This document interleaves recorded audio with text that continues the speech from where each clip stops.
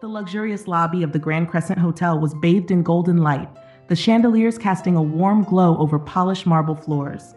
Guests dressed in designer suits and glittering gowns mingled, their laughter echoing softly through the space. Yet amidst the elegance, a sharp sound shattered the calm. The alarm blared, sharp, jarring, and impossible to ignore. Heads turned as a wave of murmurs rippled through the crowd. At the center of it all stood Mr. Graham, a towering figure in a tailored suit, his face flushed with indignation. He held up an empty jewelry box as though it were evidence in a courtroom. "A priceless necklace," he barked, his voice cutting through the chaos. "And it's gone! Stolen!" Moments later, Rosa emerged from the service corridor, still wearing her red apron and clutching her cleaning supplies. Her face was flushed from the long shift she had just finished, her hair slightly undone from the day's labor. She froze as the accusing stares turned to her. "There she is!" Mr. Graham's voice boomed, pointing a finger at her. "She was in my suite just an hour ago. Who else could it be?" Rosa's eyes widened, her breath catching in her throat. "Sir, I don't understand. I cleaned your room, but I didn't touch—" "You expect me to believe that?" Graham interrupted, his tone dripping with disdain. "Do you think I'm a fool?" Behind Graham, Vincent, the hotel's new manager, stood with arms crossed. He had only recently taken over and was already known for his cutthroat approach. His slick back hair and calculating gaze gave him an air of cold efficiency. Without hesitation, he chimed in. "This is a serious accusation, Rosa," he said coolly. "If there's even a shred of truth to this, we can't afford to keep you on staff." Rosa's heart pounded in her chest. "Mr. Vincent, I swear I didn't do anything wrong. I've worked here for 2 years without a single complaint." Vincent raised an eyebrow, unimpressed. "And yet, here we are. Mr. Graham is one of our most valued guests. His word carries weight." Tears pricked Rosa's eyes as she struggled to find the right words. The weight of the accusation bore down on her, threatening to crush what little resolve she had left. The whispers from the gathering crowd cut like knives, each one filled with judgment. "Maybe she's desperate," someone murmured. "She's a single mom, isn't she?" Another voice chimed in. "Makes you wonder." Rosa clenched her fists, her voice trembling but firm. "I'm telling the truth. I didn't take anything." But no one seemed to listen. Mr. Graham's accusations, Vincent's indifference, and the crowd's skepticism all felt insurmountable. Rosa stood there alone as the weight of her world seemed to collapse around her. Rosa sat on the edge of her bed in their modest apartment, her fingers aching as she unlaced her worn shoes after a long day of cleaning. The room was small, just big enough for a twin bed, a second-hand dresser, and a corner where her son, Mateo, kept his books and toys neatly stacked. The faint hum of the city outside filled the silence, but her heart swelled with warmth as she heard the soft patter of little feet. "Mommy!" Mateo's voice rang out as he rushed toward her, clutching a piece of paper in his hands. His dark curls bounced as he threw himself into her arms. "Look, I got a gold star on my math test today." Rosa's exhaustion melted away as she hugged him tightly, her lips pressing a gentle kiss to his forehead. "I'm so proud of you, mi vida," she whispered, her voice full of love. "You're going to do great things one day, Mateo." He beamed, his eyes shining with a mix of pride and innocence. "Because you always say I can, Mommy." Rosa chuckled softly, brushing a stray curl from his face. "And I always will." Her days were grueling, filled with scrubbing floors, changing linens, and working double shifts whenever she could. Yet every ounce of effort was worth it for moments like this. Rosa had left her hometown, a small village nestled in the countryside, to come to the city with nothing but a suitcase and the dream of giving her son a better future. She had taken every job she could find, cleaning offices, washing dishes, even sewing late into the night for extra income. Her hands bore the calluses of her labor, but her heart carried the hope of seeing Mateo thrive. One memory stood out vividly. It was a cold winter evening, much like the one she now faced in the hotel. Rosa had come home after a 14-hour shift, her back aching and her feet nearly numb. She had opened the door to find Mateo fast asleep at the kitchen table, his homework spread out in front of him. A half-eaten sandwich sat on a napkin, forgotten as he waited for her. Rosa had knelt beside him, her eyes filling with tears as she pulled a blanket over his small shoulders. "I'll make it better for us," she had promised silently, her fingers brushing his cheek. "I'll give you the life you deserve." But life had its way of testing her resolve. Despite her sacrifices, society seemed to only see her as a cleaning lady, someone invisible, someone dispensable. Rosa knew what people whispered about her, their pity, their assumptions about her life choices. Yet she kept her head high, her dignity intact, because Mateo's future depended on it. And now, as she stood accused of theft in the lobby of the Grand Crescent Hotel, Rosa's heart broke at the thought of what this could mean for her son. She had worked so hard, endured so much, to protect their small, fragile world. But in this moment, it felt as if everything she had built was on the verge of collapse. Rosa stood frozen in the lobby, her eyes wide with disbelief as the harsh words echoed in her ears. "We found the necklace in your cart," Vincent, the sharp-suited manager, said coldly, holding up the glimmering piece of jewelry. The other staff members and the wealthy guest, Mr. Graham, stood around, their expressions a mix of disdain and suspicion. I didn't take it," Rosa stammered, her voice trembling. Her hands clutched her tattered apron as if it were her only shield against the accusing stares. "Someone must have put it there. I would never." Mr. Graham scoffed, adjusting his gold cufflinks. "Spare me the sob story. People like you, always looking for a quick payday. I demand she's dealt with immediately." Rosa's heart pounded. The weight of the accusation crushed her chest, making it hard to breathe. She thought of Mateo at home, waiting for her to bring back dinner, eager to show her his latest drawing. If she lost this job, what would she tell him? How would she keep the lights on or afford his school supplies? Vincent's lips curled into a condescending smile as he looked Rosa up and down. "We have a strict policy against theft," he said, his voice laced with faux sympathy. "I'll have to call the police. It's only right."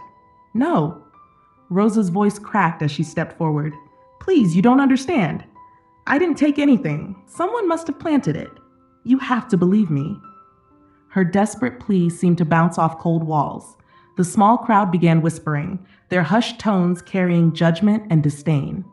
Just as Vincent reached for his phone, a commanding voice cut through the tension. "That won't be necessary." The crowd turned as Helen Carter, the elegant and poised owner of the Grand Crescent Hotel, stepped into the lobby. Her tailored suit and confident stride exuded authority, silencing the murmurs instantly. Her sharp gaze moved from Vincent to Rosa, then to the necklace glinting in his hand. "What's going on here?" Helen asked, her tone calm but firm. Vincent straightened his tie, clearly caught off guard by her presence. "Mrs. Carter, we've apprehended this employee," he said, his words dripping with disdain, "in possession of Mr. Graham's stolen necklace. I was about to inform the authorities." Helen raised an eyebrow, her piercing eyes narrowing as she looked at Vincent. "Apprehended?" she repeated, her voice dangerously soft. "Was there an investigation?" "Well, no, but the necklace was in her cart." Helen held up a hand, silencing him. "And you assume guilt without evidence?" Rosa looked at Helen, tears brimming in her eyes. "Please, ma'am, I didn't do it. Someone must have put it there, I swear." Helen's expression softened slightly as she studied Rosa's face. Her trembling hands, her tear-streaked cheeks, the raw vulnerability in her eyes. "I believe in thoroughness and fairness," Helen said firmly. "We will not make rash decisions that could ruin someone's life. Vincent, hold off on calling the police. I'll handle this personally." Mr. Graham huffed indignantly. "This is unacceptable. That woman is a thief." Helen's gaze turned to him, unwavering. "And if you're correct, we'll ensure justice is served. But until then, I expect you to remain patient while we investigate." Rosa felt a flicker of hope ignite in her chest. For the first time since the ordeal began, someone was willing to hear her side, to give her a chance to prove her innocence. But as she looked around the room, she knew the road ahead would be anything but easy. Helen sat in the dimly lit security office, her sharp eyes fixed on the flickering screen in front of her. The grainy footage rewound, paused, and then played in slow motion. She leaned closer, her heart pounding with a mix of anticipation and dread. The video clearly showed Rosa pushing her cleaning cart through the opulent hotel corridor, her face weary but focused on her task. Moments later, Mr. Graham appeared, his polished shoes clicking against the marble floor. In his rush to check his phone, he absent-mindedly placed the necklace on the edge of a nearby table. Helen's breath caught as the next sequence unfolded. The necklace slipped from the table, landing directly into Rosa's cleaning cart as she passed by, completely unaware. The room fell silent. Helen leaned back in her chair, her lips pressed into a thin line. This wasn't theft. It was a simple accident, a careless mistake by a man too absorbed in his own world to notice the consequences of his actions. Helen's jaw tightened as she replayed the scene again, watching how Mr. Graham later stormed into the lobby, accusing Rosa with all the confidence of someone who believed his wealth made him infallible. His arrogance, his dismissal of Rosa as a mere cleaner, burned in Helen's mind.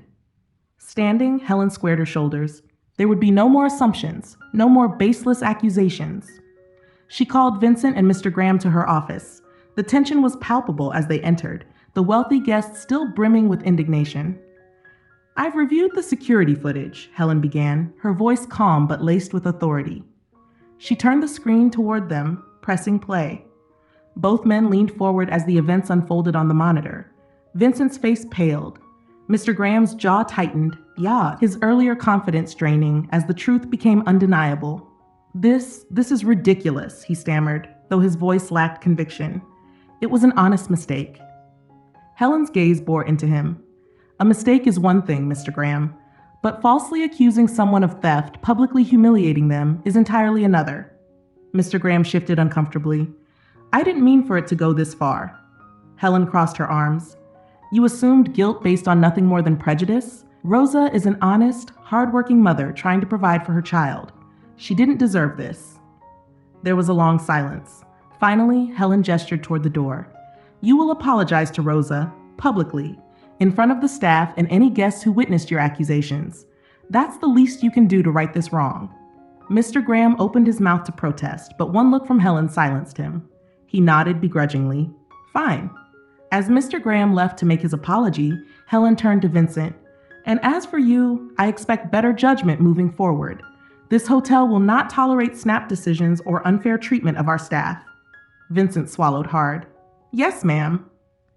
Helen stepped out into the lobby, where Rosa stood near the edge of the room, her hands clasped tightly together. Her face was pale, her eyes wary. Mr. Graham approached her, his expression stiff but contrite. "I owe you an apology," he said, his voice barely above a whisper. "I was wrong to accuse you." The room fell silent as everyone watched. Rosa looked up, her lips trembling. "I only want to do my job," she said softly. Helen stepped beside Rosa, placing a reassuring hand on her shoulder. "And you've done it with grace and dignity," she said firmly. "Let this be a lesson to everyone here. No one should be judged unfairly, no matter their position." Rosa felt a surge of relief as the room broke into murmurs of agreement. For the first time, she didn't feel invisible. She felt seen. Mr. Graham stood before Rosa, his usually confident demeanor replaced with a hesitant, almost sheepish expression. The bustling hotel lobby had fallen silent, every pair of eyes focused on the man who had earlier unleashed his wrath on the innocent housekeeper. "I owe you an apology, Rosa," he began, his voice barely above a whisper. His hands fidgeted nervously as he continued. "I was wrong to accuse you. My actions were inexcusable." Rosa's eyes filled with emotion, but she held her composure. She took a deep breath, her gaze steady yet calm. "I accept your apology, Mr. Graham," she said softly. "Not because I need it, but because I need to teach my son that forgiveness is a strength, not a weakness." The words hung in the air, cutting through the tension like a knife. Helen, standing nearby, watched with quiet pride as Rosa turned what could have been a bitter moment into one of dignity and grace. "Rosa," Helen said, stepping forward, "you have shown extraordinary resilience and integrity throughout this ordeal. This hotel needs people like you, people who embody the values we should all strive for." Rosa looked at her, unsure of what to say. Helen smiled warmly. "I'd like to offer you a promotion. As of today, you'll be the new housekeeping supervisor. It comes with a higher salary, better hours, and most importantly, the respect you've more than earned." A wave of murmurs rippled through the staff gathered in the lobby.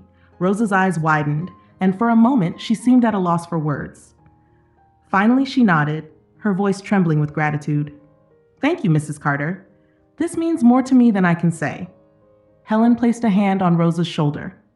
You've earned it. Later that evening, Rosa returned home, her heart full as she opened the door to their small apartment. Her son Daniel came running to her, his face lighting up with excitement. Mom, you're home, he exclaimed, wrapping his arms around her waist. Rosa knelt down, holding him tightly. Yes, sweetheart, and guess what? Things are going to get better for us. Daniel pulled back, his small face curious. Really? How? She smiled, brushing a strand of hair from his forehead. I got a new job today. It means we'll have more money and I'll be home more often. Daniel's eyes sparkled with joy. Does that mean we can go to the park this weekend? Yes, sweetheart, Rosa replied, her voice breaking slightly. It means we can do a lot of things. As Daniel hugged her again, Rosa felt a deep sense of pride and relief. For the first time in a long time, she could see a future filled with possibilities, not just for herself, but for her son. Back at the hotel, Helen looked out over the lobby, her thoughts lingering on the events of the day. She knew the battle for fairness and respect was far from over, but Rosa's story was a step in the right direction. And as the lights dimmed in the Grand Hotel, she silently resolved to ensure that no one in her establishment would ever feel invisible again. The night air was crisp as Rosa and Daniel walked hand in hand through the softly lit streets of the city. The hum of distant traffic filled the background, but in that moment, everything else faded. Rosa knelt down to her son's level, pulling him into a warm embrace. You're so brave, Mom, Daniel whispered, his voice filled with admiration. You're my superhero. Rosa's eyes shimmered with tears, a mixture of relief and gratitude washing over her. No, sweetheart, she said, her voice steady but emotional. You're my superhero. You're the reason I keep fighting. The lights of the city twinkled above them like tiny beacons of hope. For the first time in months, Rosa allowed herself to imagine a better future. Not just for her, but for Daniel. Back at the hotel, Helen stood in the center of the grand conference room, addressing her staff.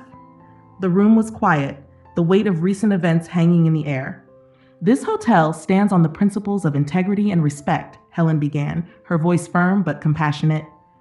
Today, we were reminded of the importance of those values. Rosa's story is not just about clearing her name, it's about the power of truth and kindness, even in the face of unfair judgment.